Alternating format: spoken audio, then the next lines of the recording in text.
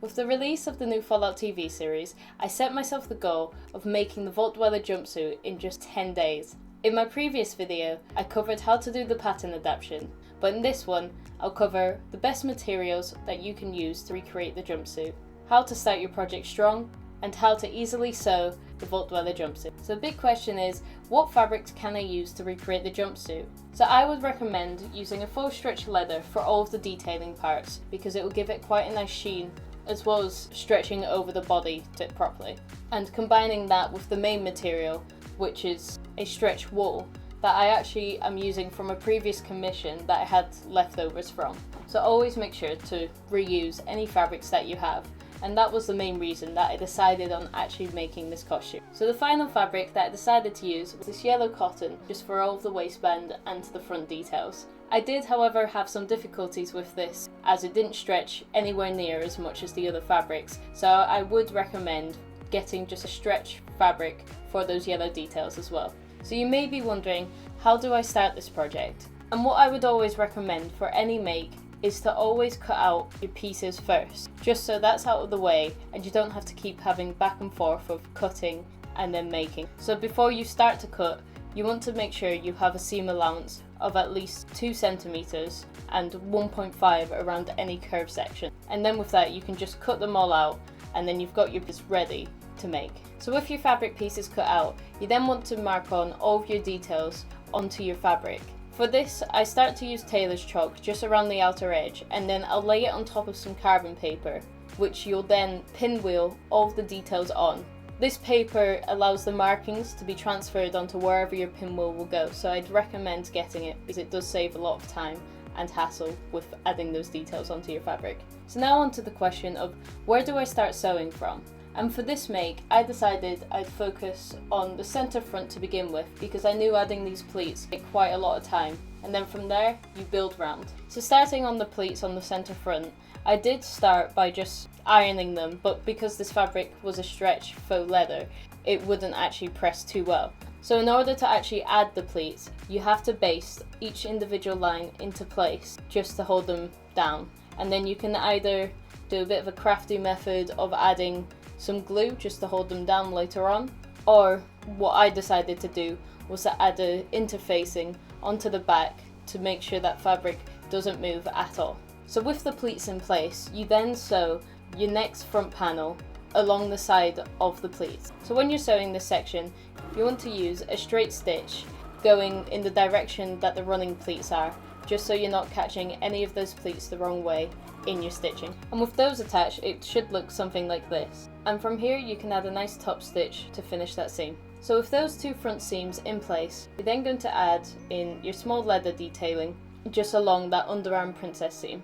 And same as the front, you'll finish that with a top stitch. With that section sewn in, it's then time to add your back panel onto those two front pieces. So this you just pin into place and stitch along that side seam. So it should look something like this, and you can finish it with a nice top stitch. In my previous videos on my technical drawing, I did have a centre back seam. However, after watching the show, I decided to take that out and just have it where it's cut on the fold, but you can do it either way.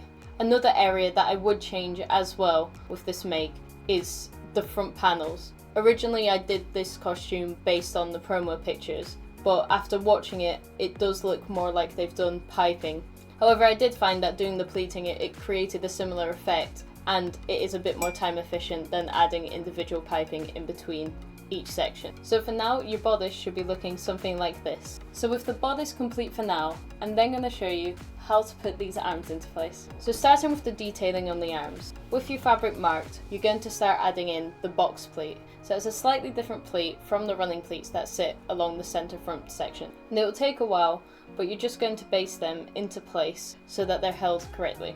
And then with them in place, you're just going to add a little top stitch just along each outer pleat, just to hold that in place. And with that detailing added, you then want to add 2 strips of the main fabric just along the edging of that section. And you'll stitch this with the right sides together. So it should end up looking something like this when you fold it the right way around. And then what I did to add to the piping detailing, rather than actually adding a separate section for piping, I cut down the seam allowance that was on the inside and flipped over those two sections that I've just stitched onto it, and then pinned that into place along where it needs to go on the sleeve. Then what you're gonna do is stitch in the ditch for this. So you're gonna go quite slowly and carefully just on the inside of where those two fabrics connect. So you're literally stitching in the ditch. And from there, you're just going to add in your sleeve along where the armhole is. So you should have your detailing looking like so, and then your sleeve just in place like that. I did finish my sleeve with a nice top stitch, just the same as what I did along all the others. So now onto the most iconic part of the Vault Dweller jumpsuit, the yellow detailing on the front.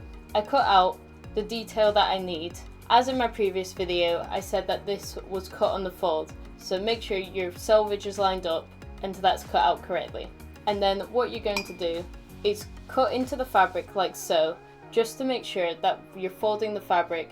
It will add a nice curve that you can press. With that press, you're then going to just add this on top and finish it with a top stitch. I decided to do it this way because I was working to a time constraint and I knew sewing it would be a bit quicker. But if I were to redo it again, I would add it as a separate panel and cut out the excess seam allowance, just so it's not as bulky. So to do the top stitching for this, I would always recommend maybe getting a top stitch foot, just because it will keep that nice and neat and evenly all the way around. But you can do it with a normal foot, you just have to make sure that you're holding the fabric well and it's well controlled. So with that centre front section in place, it's then time to add in the rest of the waistband. So for this, I cut out the two separate strips and then I just press them along each of the edge and add them together with a nice top stitch. So this is then pinned together before I add the top stitching. So here I'm just top stitching that center waistband onto the outer yellow section. I decided on just stitching this part to this yellow section rather than the main jumpsuit, in case there was any changes that needed to be made with unpicking or any alterations once I tried it on after. So I did come across a problem once I added this section into place, that it wouldn't actually fit as well as I wanted it to on top and get over my hips. So to fix this, I unpicked this off, top stitched the edging of it separately, and then added two poppers on either side,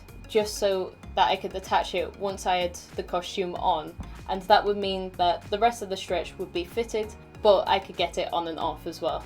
And once you've got that waistband in place, it's on to the final step of adding that collar.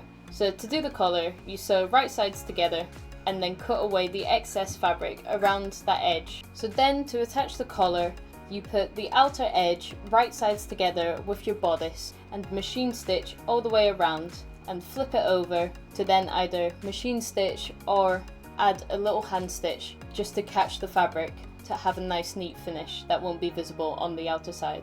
And then you can leave your bodice here, but I would recommend, as I found out later on in the make, that it's best to probably add the zip now because you're dealing with less fabric on this base section here.